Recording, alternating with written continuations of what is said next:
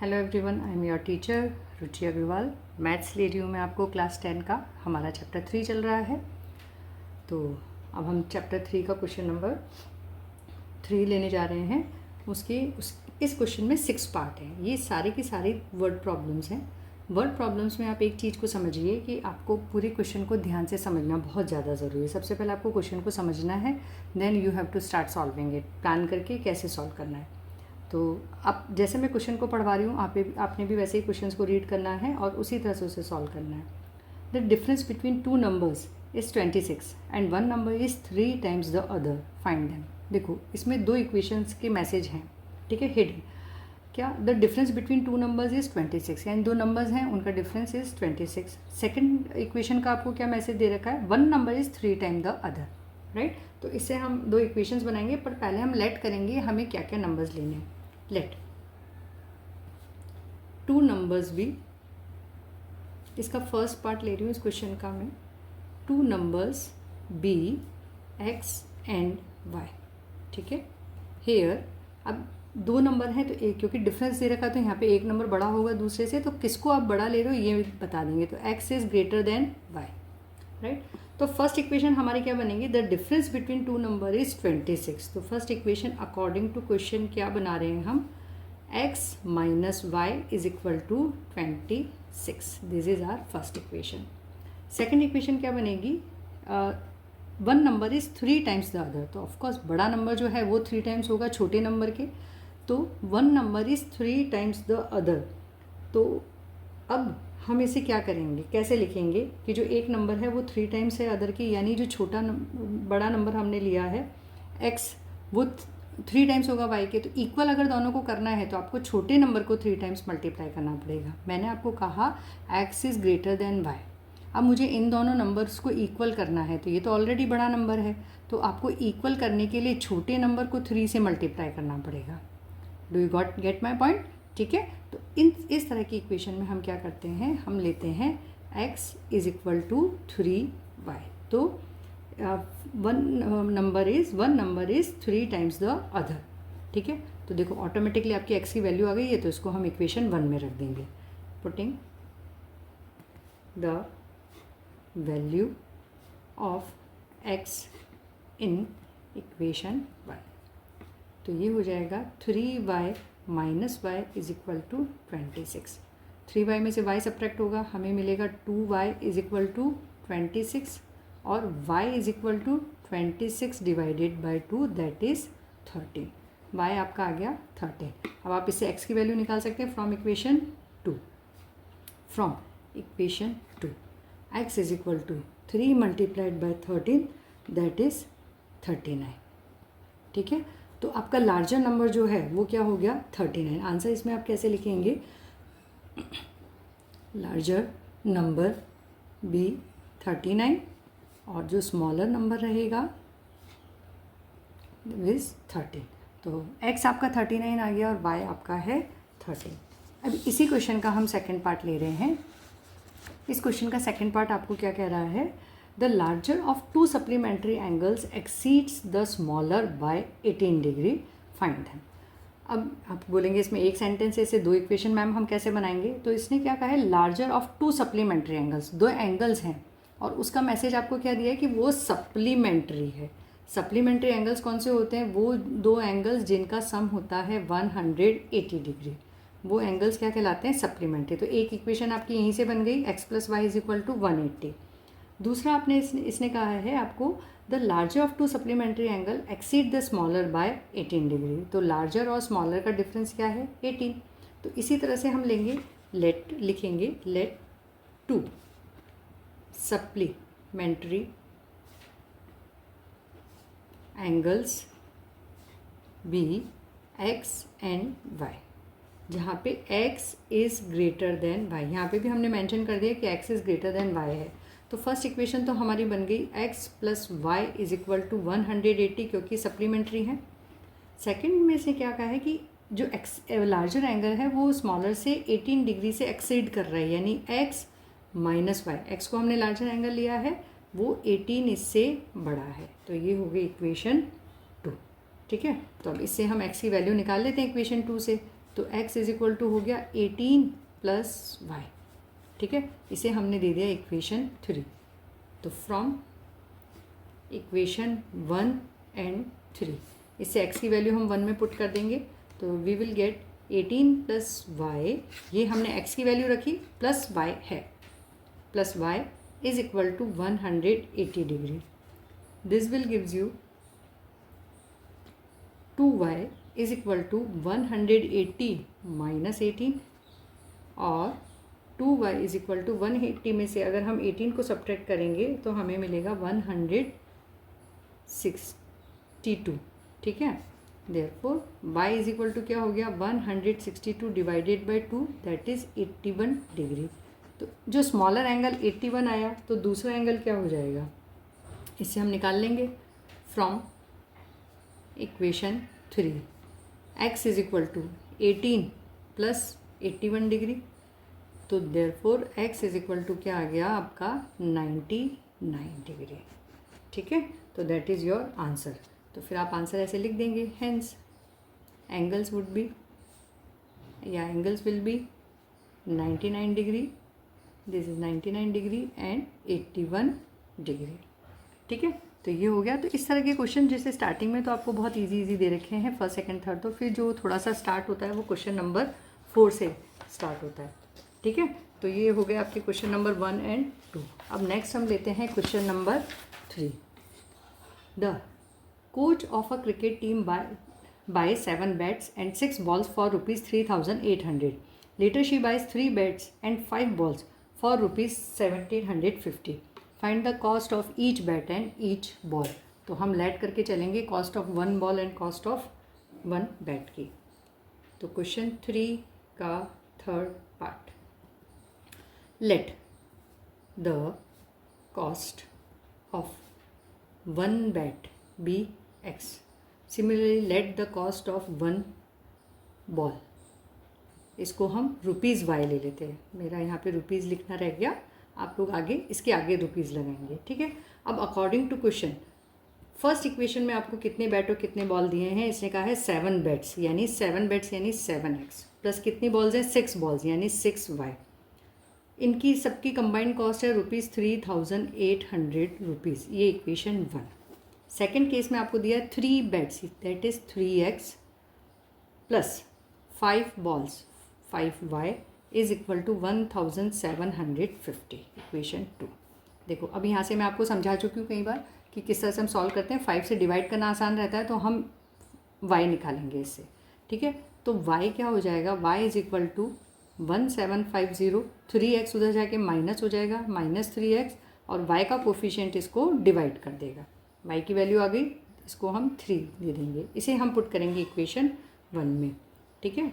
तो हम लिखेंगे putting the value of y in equation 1। तो इक्वेशन 1 में 7x प्लस 6, y की जगह हम लिखेंगे 1750 minus 3x divided by 5 is equal to 3,800।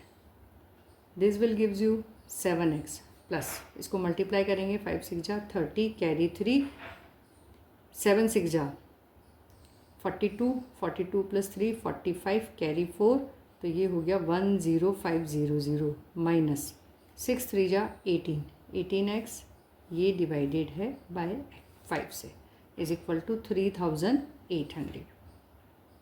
अब देखो हम इसका एलसीएम निकालेंगे, 5 आएगा, ठीक है।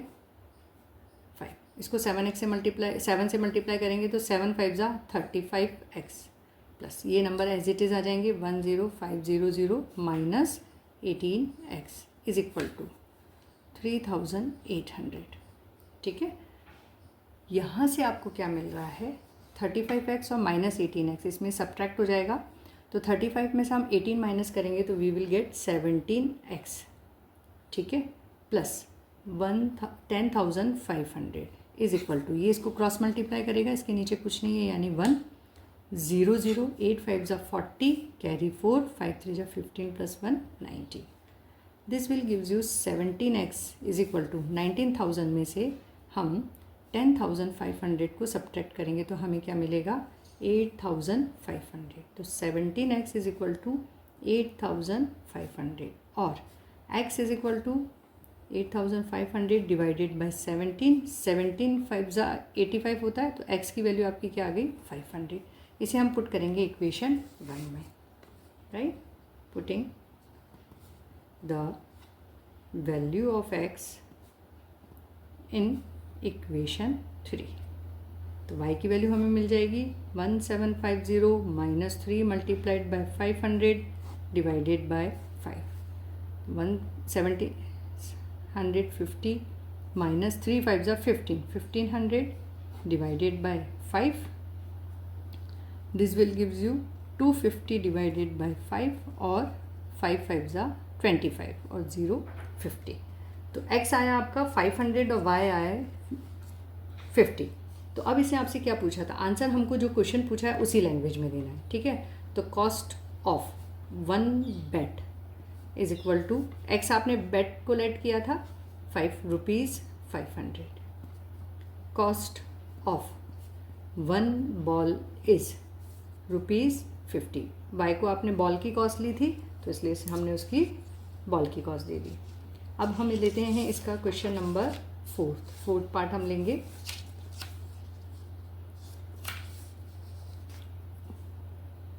ये सारे क्वेश्चंस बहुत इंपॉर्टेंट हैं, मैं आपको कई बार बता चुकी हूँ, जो वर्ड प्रॉब्लम्स होती हैं वो बहुत बार बार पूछी जाती हैं और ये मेजर क्वेश्चंस में आती हैं, ये 4, 3 और 4 मार्क के क्वेश्चंस में आती है, इसलिए इसकी बहुत प्रैक्टिस करिए, क्वेश्चन को ध्यान से पढ़िए, ठीक है। चलो, the taxi charges in a city consist of a fix charge together with charge for the distance cover. अब यहाँ पे टैक्सी क्या कर रही है, एक तो एक फिक्स चार्ज ले रही है जैसे x ले रही है, और फिर जितना डिस्टेंस आपने जैसे 5 किलोमीटर ट्रैवल किया तो उसका पर किलोमीटर के हिसाब से अलग ले रही है, ठीक है।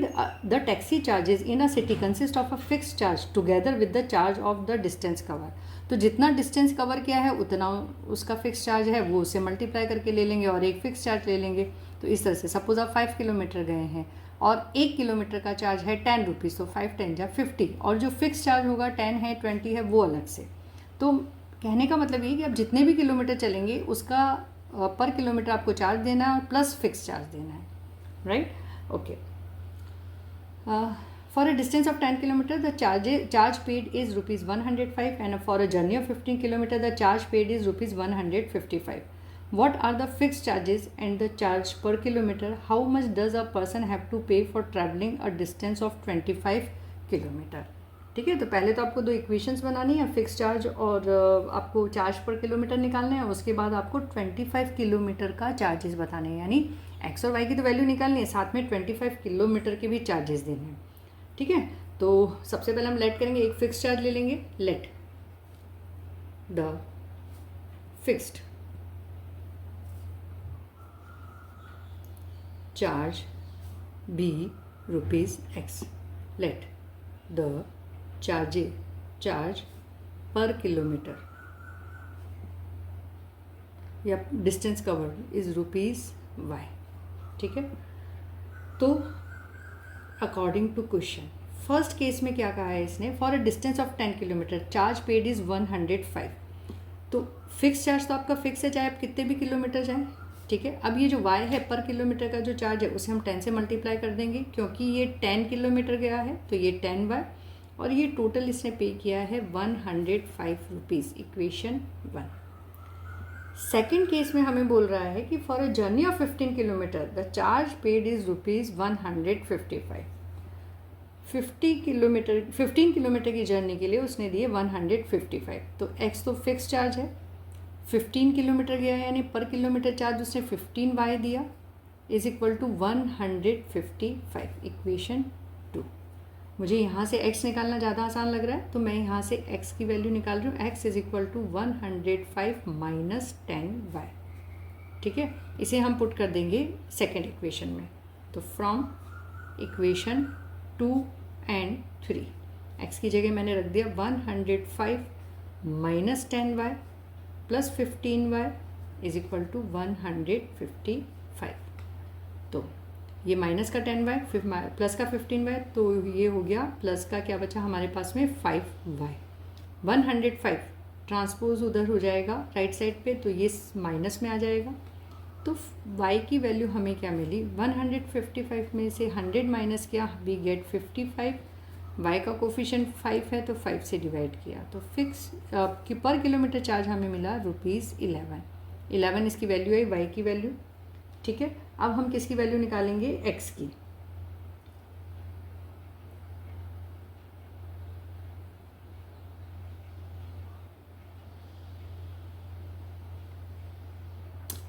इस यहाँ पे मेरे से yes this is not 100, this is 105।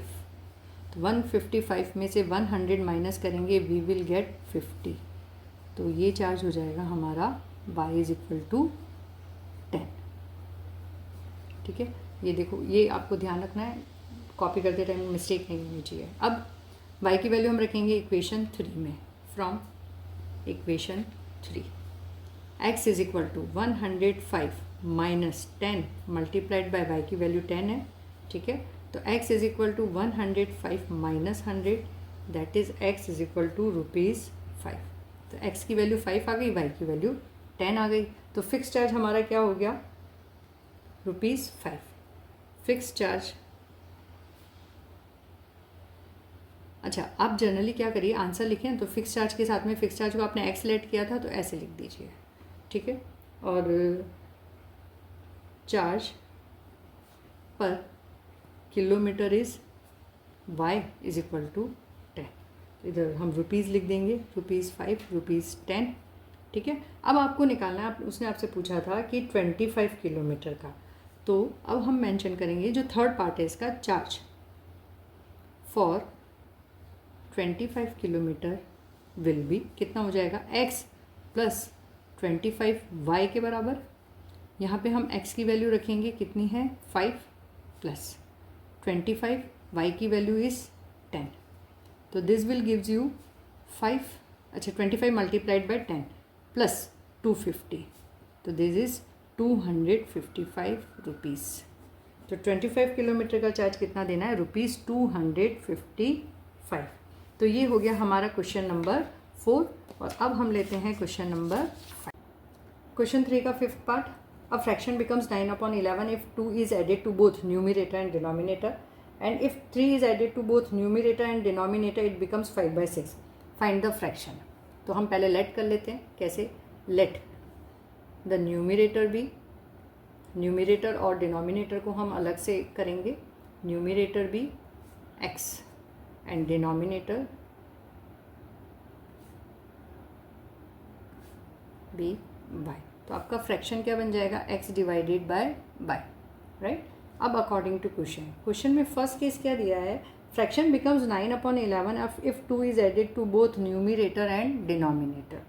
ठीक है, यानी न्यूमिरेटर में भी 2 ऐड कर दिया, डिनोमिनेटर में भी 2 ऐड कर दिया, देन वी विल गेट 9/11। ये आपको दे रहा है 11x प्लस 11 को इससे मल्टीप्लाई करेंगे x प्लस 2 से, और 9 को मल्टीप्लाई करेंगे y/2 से, y प्लस 2 से। 11x plus 22 is equal to 9 को y से मल्टीप्लाई किया, 9y प्लस 9 2 जा 18। अब हम सारे वेरिएबल्स को वन साइड पे, तो 11x माइनस 9y, और ये माइनस 22 हो जाएगा राइट RHS में जाके। तो इसमें से माइनस 22 में से 18 को सब्ट्रैक्ट करने पे हमें मिलेगा -4। This will gives you -4। Second case क्या कह रहा है आपको, if 3 is added to both numerator and the denominator it becomes 5/6, find the fraction. अगर आप 3 को ऐड करते हो x से और y से, तो आपको फ्रैक्शन मिलता है 5/6। अगेन सेम क्रॉस मल्टीप्लाई करेंगे, x को 6 से मल्टीप्लाई किया 6x प्लस 3 को 6 से मल्टीप्लाई किया 6 3 जा 18 इज इक्वल टू y को 5 से मल्टीप्लाई किया 5y, 5 को 3 से मल्टीप्लाई किया 5 3 जा 15। ठीक है, अब हम वेरिएबल एक साइड, तो 6x माइनस 5y, 18 RHS में जाके माइनस का हो जाएगा, और 15 को सब्ट्रैक्ट करेंगे तो मिलेगा हमें -3। This is our equation number 1, this is our equation number 2। इससे हम x की वैल्यू निकाल लेते हैं, तो x हमें क्या मिल जाएगा, -3 एज इट इज़, -5y उधर जाके प्लस का 5y, और 6 से हम इसे डिवाइड कर देंगे coefficient of x। This is यार इक्वेशन नंबर 3। ठीक है, अब हम हम करते हैं इक्वेशन 1 में x की वैल्यू रखेंगे -3 + 5y डिवाइडेड बाय 6। तो from equation 1 and 3। 11 as it is, इसकी हमने वैल्यू रख दी -3 प्लस 5y डिवाइडेड बाय 6 और ये है -9y is equal to -4।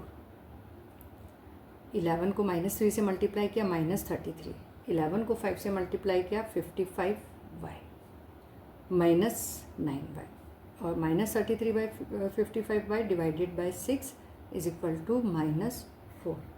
Now look,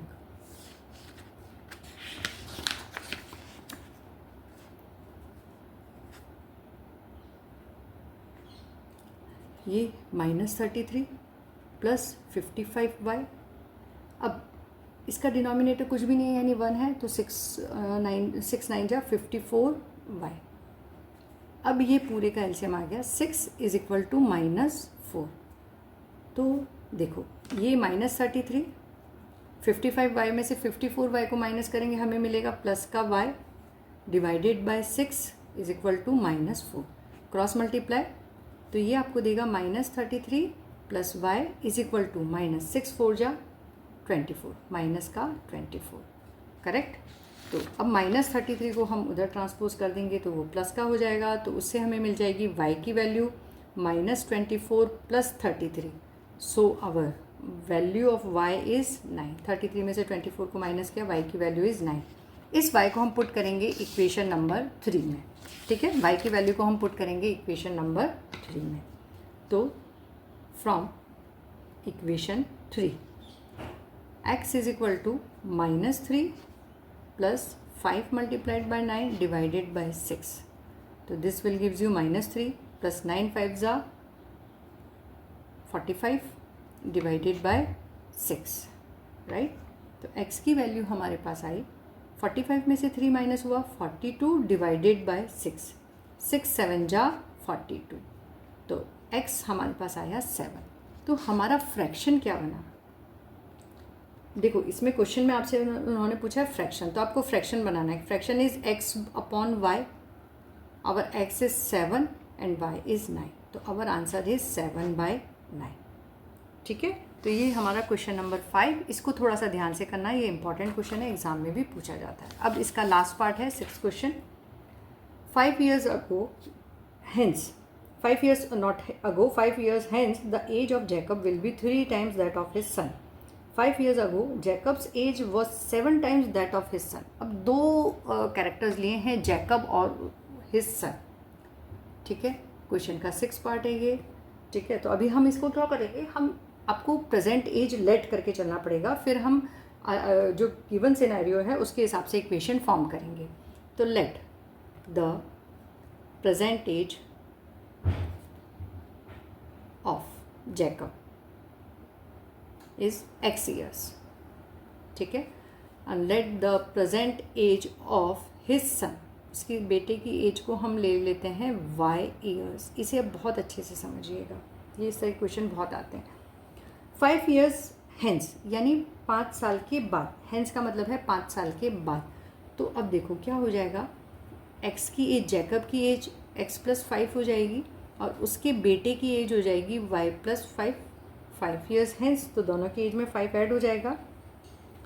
इसमें क्या कहा है, 5 years hence the age of Jacob will be 3 times that of his son. Jacob की एज जो है, Jacob is x + 5, his son is y + 5। अगर ऐसे कन्फ्यूजन होता है तो आप इधर j लिख लो, इधर s लिख लो, ठीक है। तो ये 3 times हो जाएगा, जैकब बड़ा है s सन से, तो ये 3 times हो जाएगा। तो मुझे अगर इन दोनों को इक्वेट करना है तो जो कम है उसे मैं 3 से मल्टीप्लाई करूँगी।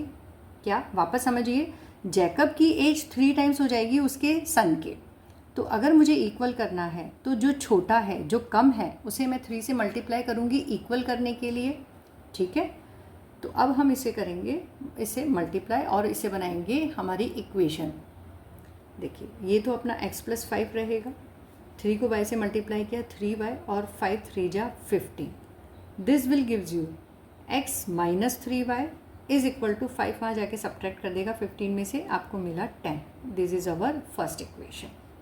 सेकेंड केस क्या कह रहा है, 5 years अगो यानी पहले, अगो मतलब पहले, ये पास्ट में चला गया। Jacob's age was 7 times that of his son. तो पहले तो हम 5 years अगो एज बना लेते हैं तो वो हो गया x -5 and y -5। Jacob's age was 7 time than his son. ये 7 टाइम्स ओल्डर था। इक्वल करने के लिए मुझे क्या करना पड़ेगा, उसके सन को 7 से मल्टीप्लाई करना पड़ेगा, तब ये दोनों की एज इक्वल हो जाएगी। ठीक है, तो बस ये बन गई हमारी equation. x -5 is equal to 7y -7 5 35। इसे हम लिखेंगे x -7y is equal to this is -35 और उसमें से 5 सब्ट्रैक्ट करेंगे तो ये 30 हो जाएगा। तो मैं इसको डायरेक्टली लिख रही हूँ -30।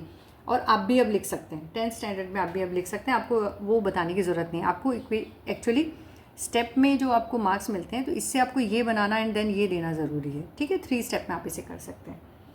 तो अब हमारे पास में आ गई 2 इक्वेशन, इससे मैं निकाल लेती हूँ x की value. x is equal to -30 + 7y। इसे हम पुट करेंगे इक्वेशन 1 में, क्योंकि सब्स्टिट्यूशन से सॉल्व करना है। अगर आपको मेंशन किया हुआ नहीं है तो आप इसे एलिमिनेशन से भी सॉल्व कर सकते हैं। ठीक है, चलिए now from equation 1 and 3 x की जगह हमें रखना है -30 + 7y -3y is equal to 10। ठीक है, तो दिस इज -30। अच्छा, ये पॉजिटिव 7y है एंड दिस इज नेगेटिव, तो सब्ट्रैक्ट हो जाएगा, हमें मिलेगा +4y is equal to 10। This will gives you 4y is equal to -30, वहाँ जाके ऐड हो जाएगा, दिस विल गिव्स यू 40 और y आपके पास में क्या आया 40 डिवाइडेड बाय 4 दैट इज़ 10। यानी उसकी जैकब के सन की एज कितनी हो गई 10 ईयर्स। अब हमें x की वैल्यू निकालनी है तो हम इक्वेशन 3 से निकालेंगे, right. From equation 3 x is equal to 30 + 7 multiplied by 10। This will gives you 30 plus this is -30। मैंने कहा बहुत बड़ी एज हो रही है। देखो, आपको क्वेश्चन करते हुए भी इंस्टिंक्ट हो जाना चाहिए कि आपने कोई गलती करी है। मुझे लगा 70 + 30 तो 100 ईयर्स, तो ये तो इसकी 10 टाइम्स हो गई। ऐसा हमारा कोई भी रिलेशन नहीं आया है। ठीक है, तो उससे मुझे आइडिया आया, ये -30 और +7 × 10 तो ये 70 हो गया। 70 में से 30 माइनस करेंगे, हमें मिलेगा 40।